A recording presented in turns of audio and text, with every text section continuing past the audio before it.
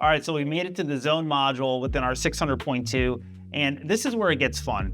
The zone module is insanely powerful. So we're gonna set up 2 zones for a restaurant in minutes. But before we do that, I want to explain how powerful the zone module is.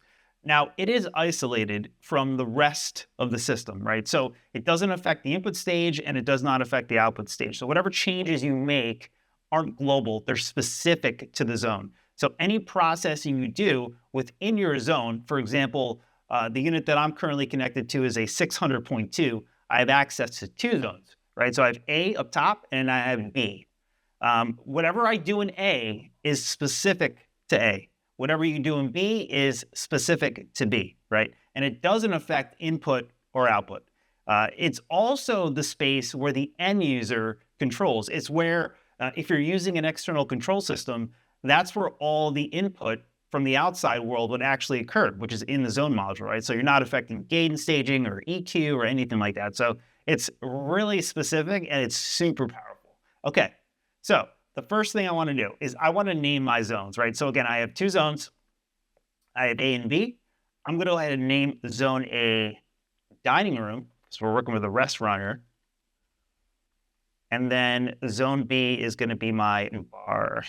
Perfect. All right, cool.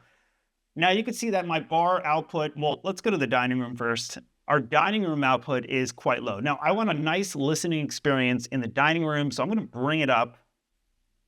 If you can just imagine this, I want my customers to have nice conversations when they're eating at the dinner table. We'll go negative 15.8, okay? So there's my zone volume, right? And it's only affecting that zone. It doesn't affect the input. In fact, if I go back to the input, you can see this is locked in. Nothing is changing.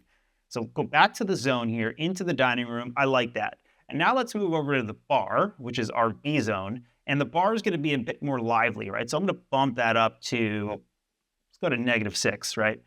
Maybe there's a DJ there, dance floor, or vice versa. So awesome. Now, we then want to assign the source to that specific zone. I only have one source. You can have up to as many as you want, depending on the physical inputs on the back.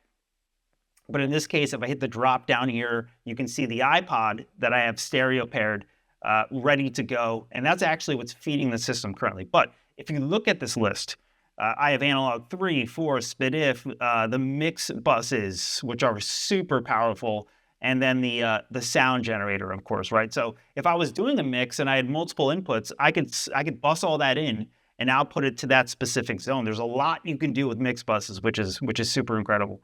So that's cool. iPod's going through, and let's click on B. We also have the iPod. We're good to go. Now, going further, I can set priorities.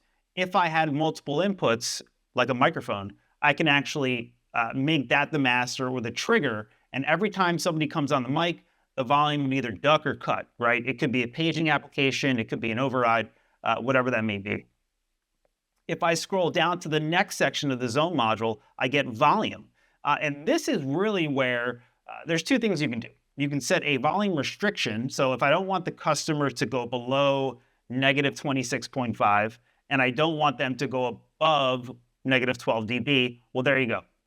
Only in that specific zone. It's locked in. And it also affects the wall controller, or if you're using any 10K potentiometers on the GPIO connections on the back. And that's indicated by these options here, right? So you can assign a GPIO, if you're using a 10K potentiometer, that will then behave the way it's actually currently set, right? So it won't go below this amount or above that amount. Now, restrictions are going to be based on what the end user sees on the wall M. So if I disallow 3 and 4, and you don't want the customer to mistakenly select a different source, we can actually disable those where they only have options for that specific source. And maybe it's 2, right? Maybe I want 3 on, and I can do that. The same thing for SPDIF. I can turn those on and off, and the same thing for our mix buses. And finally, you have a compression option if you want to add tailored compression to that zone.